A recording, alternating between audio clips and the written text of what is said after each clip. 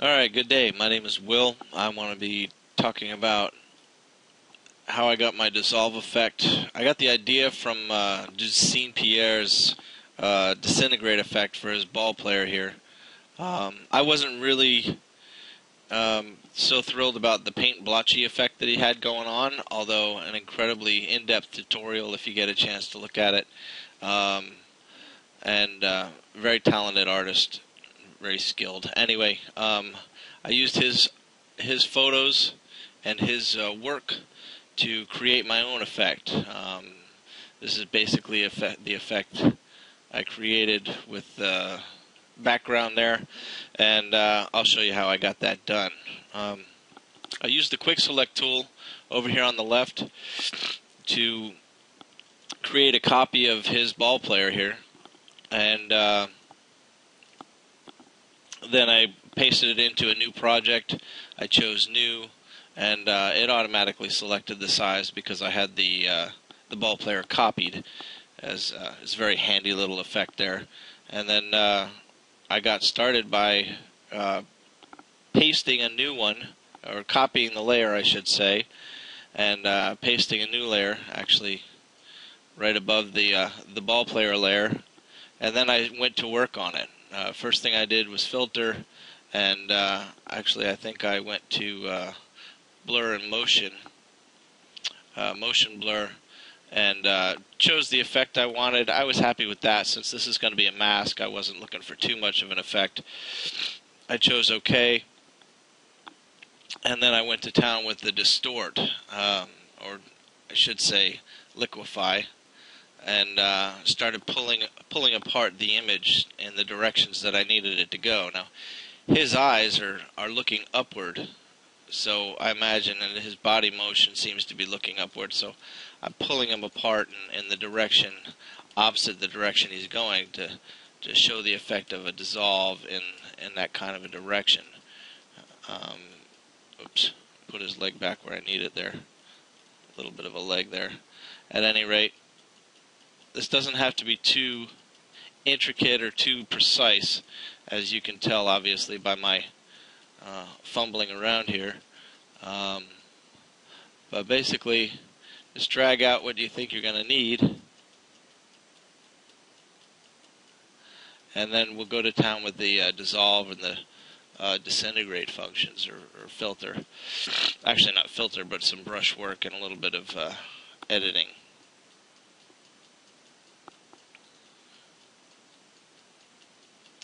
Pull the ball apart, and I think his left leg a little bit. Obviously yours is going to differ from mine because of how we're pulling it apart here, but bottom line is it's really not going to be that crucial, depending on how much dissolve effect you throw at it. We'll just stick with that in the interest of time. We'll click OK, and we'll wait for it to render the effects on that layer. Excuse me. Once we get done there, you can see what a mess it looks like. And basically go back in for the filter effect. We've got the liquefy done. We're going to go back into the layer. We're going to choose mask. I'm going to double click on it to bring up the mask options panel, or layer style panel I should say. As you can see on mine, this is actually my layer. This is the recreation for what I'm doing for the walkthrough here. But basically I chose dissolve, and I went with I believe inner shadow and satin, and these you can go into and change them around, change the angle of how it shows up, and you can also change the opacity to see what kind of effect you want for the inner shadow or the satin, how dark you want it, stuff like that. At any rate, it's not going to be that crucial because we're going to mask a lot of it out. And I've got multiply going on there. Choosing dissolve, we're choosing OK, and then I'm bringing in the opacity value of what I want it to do.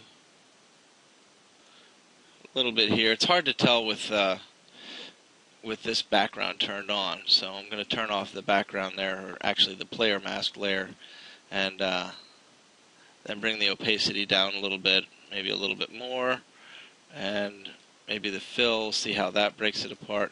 Now I didn't like all of the black in here, so I went with a little bit more of a natural tone, opened it back up, and in my my satin effect chose a different color of a little bit more brown, a darker brown, so as to not make the parts that have already fallen off of him look like black specks. I want them to look actually more like a skin tone or something like that. And I can go in a little bit later and change this color with a dissolved brush if I want to. Choose OK, and then basically I started going to work on the actual image itself. I'll turn this off, and as you can see, I've hidden the layer mask that I've created here. So I'll enable the layer mask and show you. Basically, I painted out the parts of him that have already dissolved away. So I'm going for that kind of an effect where if I turn this mask off or disable it, excuse me, you can see nothing happening. It's hard to see that anything's dissolving, but enabling the layer mask will show you that I've pulled away some of the leg, the ball, the arm, all the rest of the arm out here, and this down here. And basically, on the front side of it as well, I've got a lot of dissolved things going on here. And so what I've done is created another layer mask and painted that away. And as you know from the tutorials, you can see what I've done. Painting with black hides what's on top to reveal what's on the bottom. So basically, I'm revealing all the way down to the ball player, and that's pretty much the effect. I've tweaked it here and there. I think actually I went in with a paintbrush after the fact, and went into my image here. Paint, dissolve, and I think 59%. And you can see on this image here, if I do that, I can break apart some of the things and make it look like it's falling apart. I can also choose a different brush if I wanted to, more of a spatter, that kind of a thing. But it looks funky when you do it like that. But once you actually have your image there, it actually looks like parts of him have fallen away ahead of what's already gone. At any rate, play around with it, see if you get it better than me. It wouldn't be hard, and I had fun. Hope you did too. Thanks.